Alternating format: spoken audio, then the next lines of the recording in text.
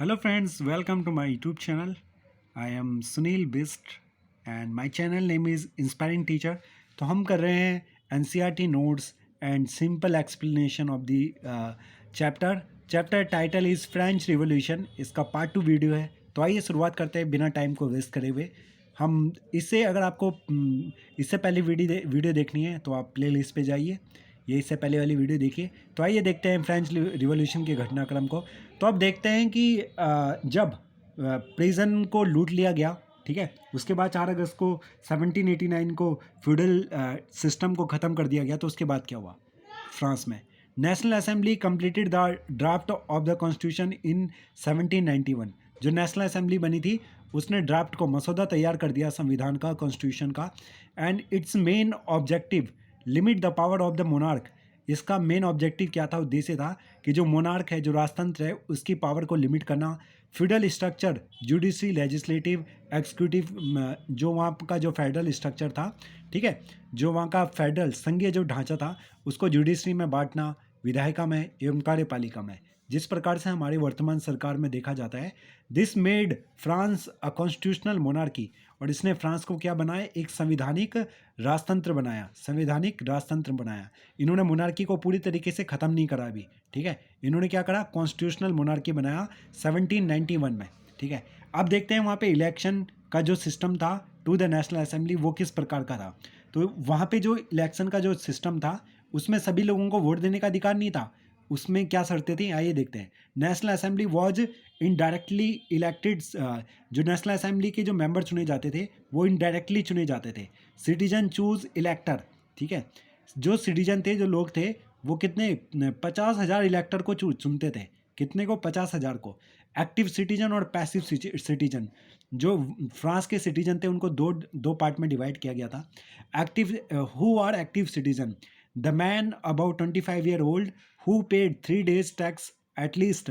जो कम से कम 3 दिन का जितने वहाँ पे जितनी वहाँ के लोगों को तनख्वाह मिलती है या लेबर काम का वर्क का बदले जो उनको पेमेंट मिलती है, जो 3 दिन की टैक्स के बराबर कम से कम टैक्स पे करते हो. 4 मिलियन लोग ऐसे थे पॉपुलेशन में, ठीक है. 28 मिलियन की टोटल पॉपुलेशन में से 4 मिलियन लोग ही ऐसे थे जो एक्टिव सिटीजन थे और इन्हीं को वोट का अधिकार था, ठीक है. कम से कम इसमें फीमेल को काउंट नहीं किया गया था, ठीक है.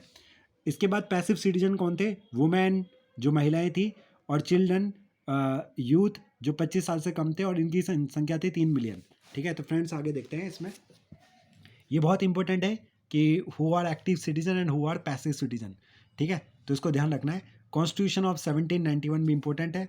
पॉलिटिकल सिंबल देखते हैं. जो वहाँ पे इस प्रकार से वहाँ पे सिंबल भी बनाए गए थे. वहाँ के जो वहाँ पे कलाकार थे, आर्टिशन थे, तो उन्होंने पेंटिंग को, ला बारीवर एक आर्टिस्ट था, वो पेंटिंग करता था. तो उसने देखो एक उन्होंने वहाँ पे दिखाया है हमारे यहाँ पे इसमें फ्रेंच रिवॉल्यूशन में कि ब्रोकन चेन किस चीज़ का मतलब है? Stand for act of becoming free. अर्थात किसकी गुलामी की बेड़ियों से स्वतंत्र होना, ठीक है. बंडल ऑफ रोड्स और फैक्ट्स, ये था स्ट्रेंथ को दर्शाता है ये, ठीक है. यूनिटी को, स्ट्रेंथ लाइज इन यूनिटी. जो ताकत होती है ना वो यूनिटी में ही, यूनिटी के अंदर ही होती है, ठीक है. The eye within a triangle radiating light, ये किस चीज़ को प्रकार शो करता है? The all seeing eye stand for knowledge, ठीक है, ये ज्ञान को दर्शाता है. The ray of the sun will drive away the cloud of ignorance, ठीक है. इसके बाद आगे देखते हैं हम. जो स्कल्पचर था सिंबल ऑफ रॉयल पावर का था, ठीक है. किसका? रॉयल पावर का सिंबल था ये. स्नेक बाइटिंग इट्स टेल, जो स्नेक को दिखाया उन्होंने, जो अपनी किसको? टेल को, पूंछ को खा रहा है, ठीक है. तो ये किस चीज़ के शो करता है? सिंबल ऑफ अल्टरनेटी, ठीक है, अल्टरनेटी को. एंड सेम, ठीक है. तो इस प्रकार से हम आगे देखते हैं. इस आगे इसी में ही. और जो यहाँ पे रेड पायरिंग कैप थी, वो कैप किस चीज़ को शो करती है? Cap won by a slave. जो स्लेव थे वहाँ पे, दास थे, वो लोग पहना करते थे इसको, रेड कैप को, ठीक है. अपॉन बिकमिंग फ्री, ठीक है. अब वो लोग स्वतंत्र हो गए. ब्लू वाइट रेड क्या है? The tree colour of France flag. जो ब्लू वाइट रेड है ये वहाँ के जो तिरंगा है, ट्री कलर है ब्लू, वहाँ के उसमें कौन कौन से, ब्लू वाइट एंड रेड, ये वहाँ के फ्लैग में कलर है, ठीक है। द वाइनिड वुमेन, ठीक है, एक उड़ती हुई वुमेन को पर्सोनिफिकेशन ऑफ द लॉ, ठीक है, स्वतंत्रता लॉ का जो न्याय का मानवीकरण किया है इन्होंने। पर्सोनिफिकेशन होता है जब कोई जो निर्जीव वस्तु होती है, ठीक है, कोई जो निर्जीव वस्तु होती है उसमें हम इस तरह से शो करते हैं उसमें कि वो उसमें क्या है, वो उसको सजीव दिखाते हैं, ठीक है। लॉ टैबलेट दिखाती है, the law tablet is the same for the all and all are equal before it, ठीक है, कानून की नज़र में सभी की सब क्या है, समान है।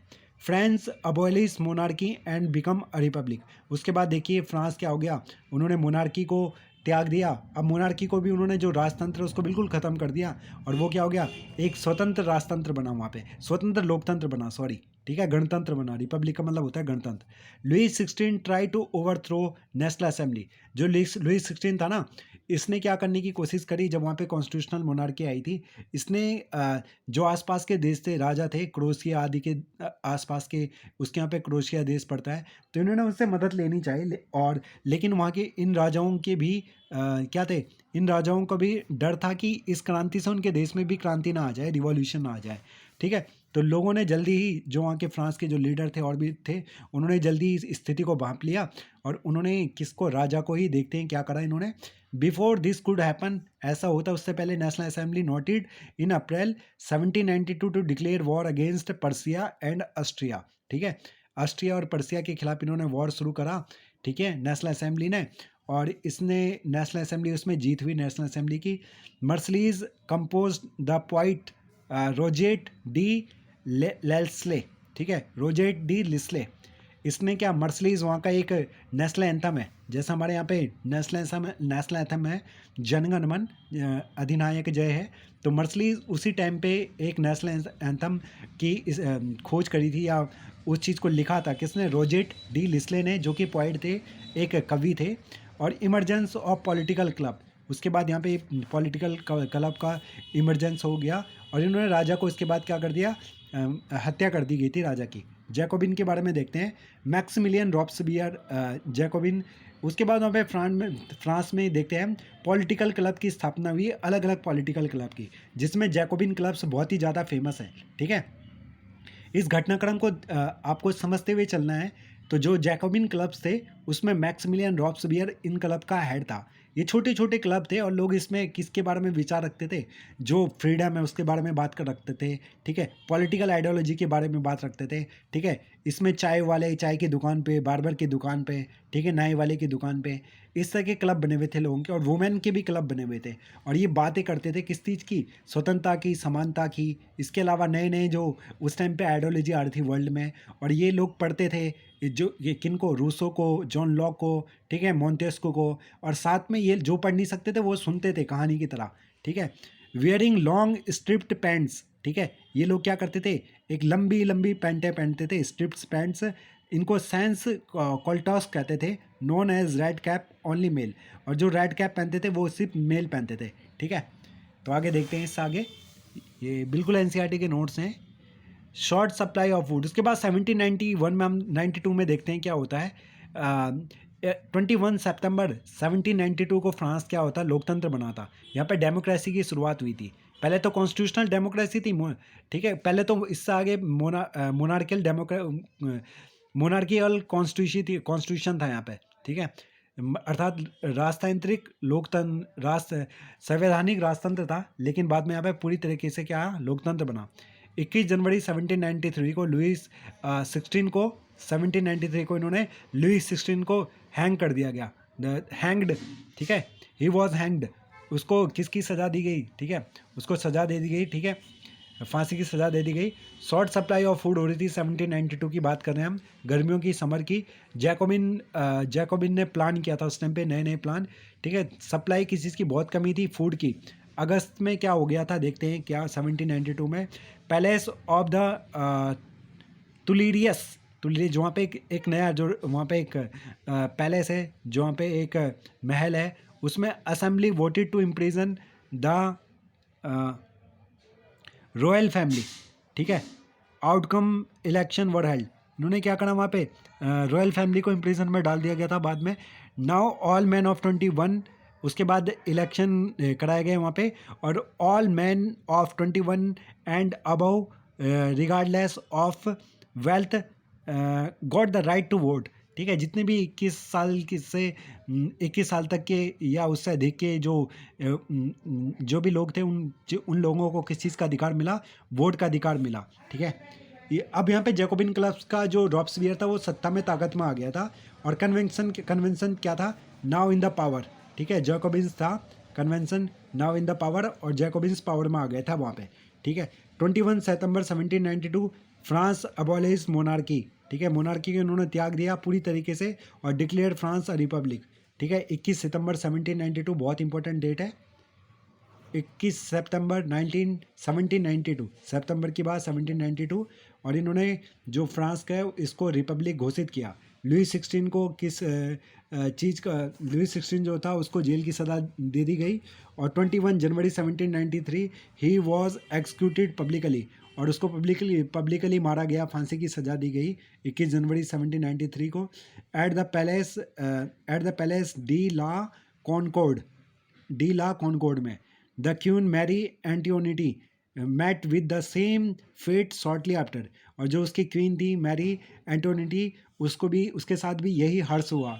ठीक है, यही सबक उसके साथ भी किया गया, कुछ समय बाद उसको भी फांसी की सज़ा दी गई।